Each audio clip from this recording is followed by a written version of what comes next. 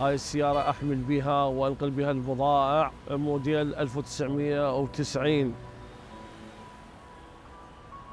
وهاي السيارة صار لها عندي 26 سنة، أروح بها سفرات عائلية، أطلع بها طريق خارجي. تصدقون هذه السيارة والله العظيم شال بها طنين إلا يعني ما فد يوم الحمد لله والشكر لا وقفت بالطريق لا فد شيء. وهاي السيارة أعتبرها يعني شوفت واحد من ولدي.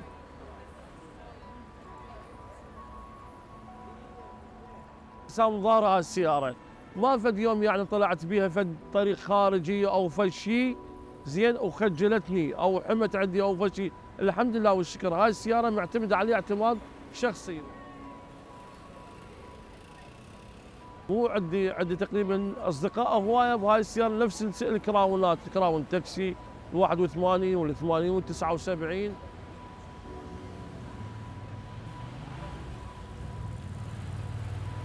اطلع بيها مثل سفرات، اروح بيها زياره عتبه المقدسه.